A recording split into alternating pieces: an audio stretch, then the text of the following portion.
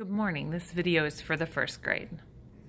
First graders, you've already studied pattern, and you drew patterns with crayon and then painted beautiful patterns with watercolor. Now I'm going to show you how to fold the paper to turn it into a paper sculpture.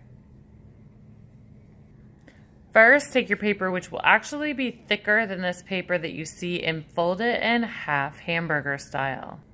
Ta-da! I folded it in half, hamburger style. So if you fold it in half hamburger style, it should be rectangular, but not long and skinny like hot dog style, like a hot dog style fold. And you can make a little tin out of it. This paper is not very strong, but you can make a little tint out of it. That is hamburger style, so fold it that way.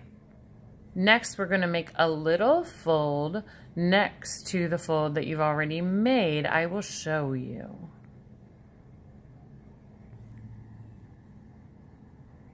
There it is. That's what I want you to do. Okay, so you had one fold on top, and then you just made a fold parallel to it. Little fold there. Just like that. Okay. So let me show you. Okay, we have one fold, and then we just take it and we fold it over and crease it right there, and that's what we want. I'll show you why we want that.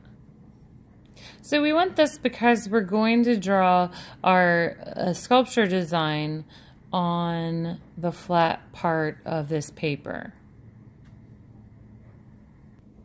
On the open flappy part of the paper, we're going to draw a design. So from that second fold that you made around, you're going to make an arc of a design around down to the bottom.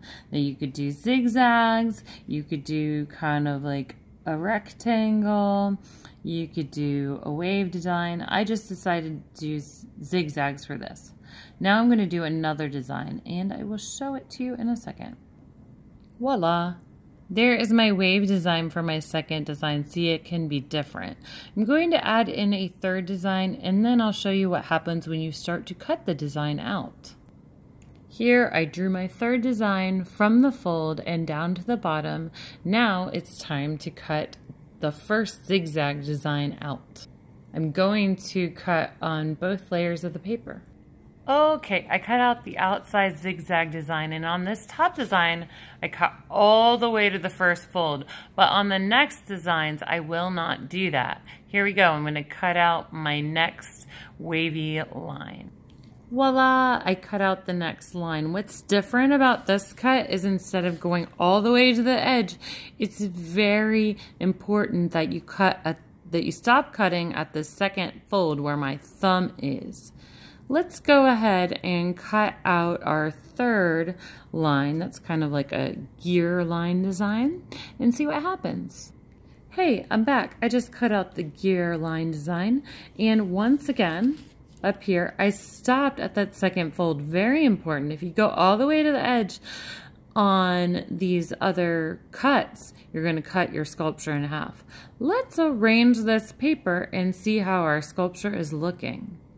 So first I have all these cuts done, and basically all our lines are together, and it's going from 2-dimensional tall and wide to 3-dimensional tall, wide, and deep. But we want to make it more 3-dimensional, turn it into a sculpture. So we're going to start folding these different lines out on the second fold. Let me turn this down here. Ooh. Okay, can you see? Yes. Okay, so I'm going to fold this one out, leave this one in, fold the third one out, and then we can flip it over, and we'll fold this one back, leave that one there, fold this one back, and if we want to arrange this differently after we set it up, that'll be fine. Let's go ahead and see what happens when we set it up. Okay, here's our sculpture. Can you see it? Ooh. So then you can arrange it. Of course, it looks pretty cool just in white. Yours will be a lot more colorful when you make your sculpture, but that's how to make a simple paper sculpture. We're going to fold some feet on these paper sculptures and put some little pieces of cardboard to give them bases. But that's a simple way to make a paper sculpture. Have a great time. Make some awesome sculptures.